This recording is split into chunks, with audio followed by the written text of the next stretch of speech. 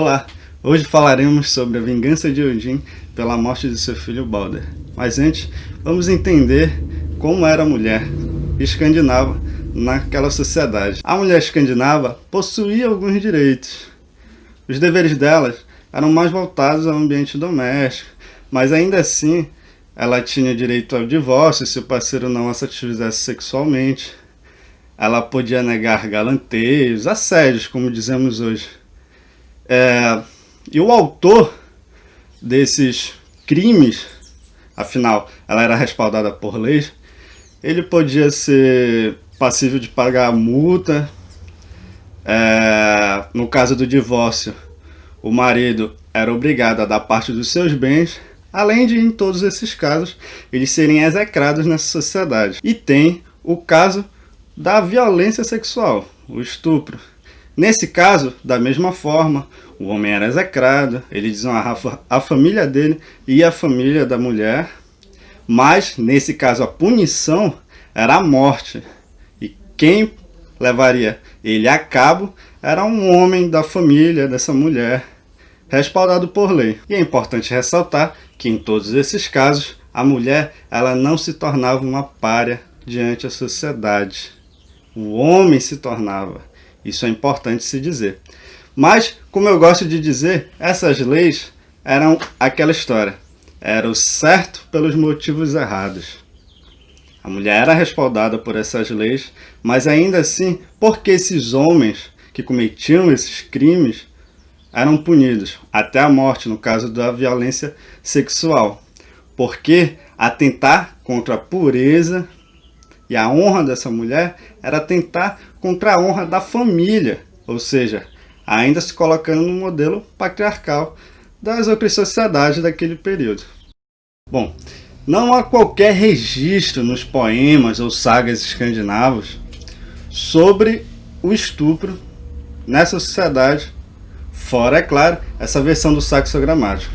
O Saxo Grammaticus, eu vou falar um pouco mais dele na descrição, vou botar um linkzinho aqui falando sobre ele, depois vocês vão poder ver um pouco mais sobre quem ele foi, enfim, não cabe aqui nesse vídeo agora. É importante ressaltar que o fato de ser proibido o ato, a violência sexual contra a mulher, isso não quer dizer que não existiam outros registros. Quando eu falo que não há registros, são registros na sociedade escandinava, com as mulheres escandinavas, nas sagas e lendas escandinavas. Mas existem alguns registros históricos de que estes homens, esses vikings, eles chegaram a cometer, em alguns casos, bem poucos, a propósito, bem pontuais, essas violências em mulheres estrangeiras ou que eles pagaram para escravizar. Bom, essa versão do mito de Balder, feita pelo Saxo Grammaticus, ela é dividida em 2 atos.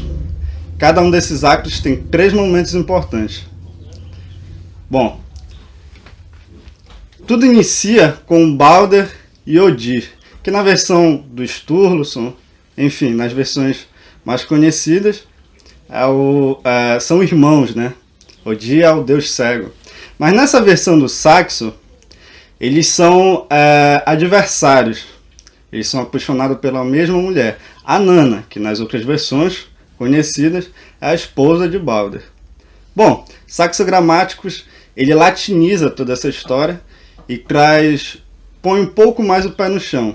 Ele bota esses deuses como mais reais, inclusive o próprio Odir é um homem. Balderus, nesse caso, latinizando,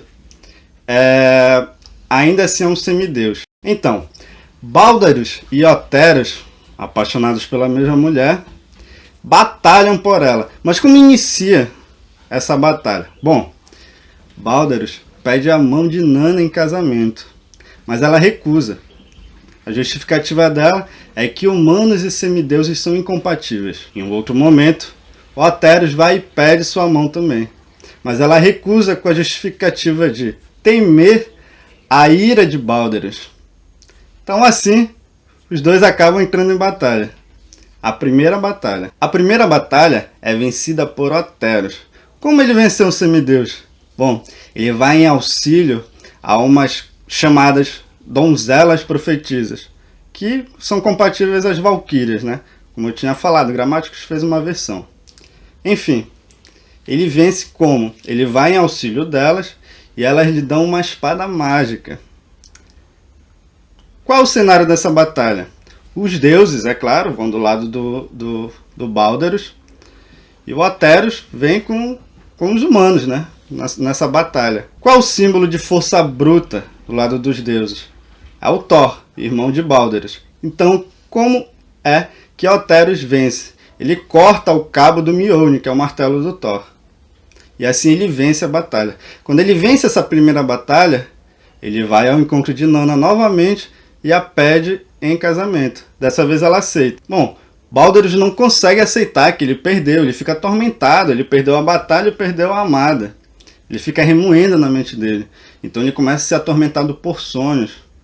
Então ele decide batalhar uma segunda vez com Ateros.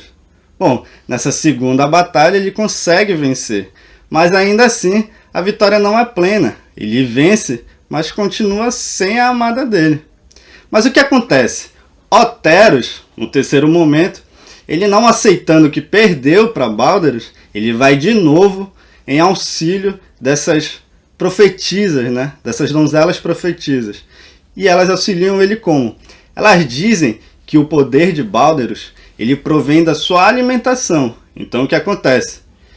Ateros ele vai sorrateiramente no acampamento dos deuses e sabota o alimento de Balderus. Então quando eles vão em batalha, pela terceira batalha, eles vão em pé de igualdade. E é nesse momento que ele usa a espada novamente e trespassa o corpo de Balderus. Balderus parece 3 dias depois. Bom, nesse segundo momento é a vingança de Odin. Ele é revoltado com a morte do filho. Ele vai em auxílio a uma feiticeira, buscando conselhos. E o que ela diz? Ela diz que a vingança dele vem através de um outro filho que ele deverá conceber com a princesa Rinda. Então o que ele faz? Ele vai até o pai dessa princesa e auxilia ele numa batalha. Eles vencem. Então ele fica se vangloriando, né, de ter vencido essa batalha para tentar impressionar a princesa. Ele acaba ganhando, na verdade, um tapa no rosto. Por quê? Porque ele tenta roubar um beijo dela. No segundo momento, ele usa os seus poderes, né, suas habilidades metalúrgicas e cria o que é dito o bracelete mais belo já criado. Mais uma vez ele não impressiona ela. Ele ganha um segundo tapa.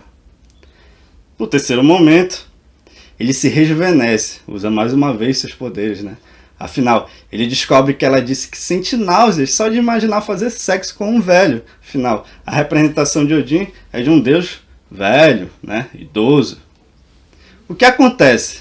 Ele, desesperado, porque ele precisa conceber esse filho, ele amaldiçoa a princesa Rinda. Ao amaldiçoar ela, ela fica extremamente doente, ela fica acamada. Então o que ele faz? Ele se disfarça de uma curandeira e vai até a casa de seu pai. Bom, transformado numa curandeira, o que ele faz? Ele chega na casa de Rinda, adentra os aposentos da princesa e diz que só existe um remédio capaz de curar sua enfermidade. Um remédio extremamente amargo, que ela só poderá tomar nua.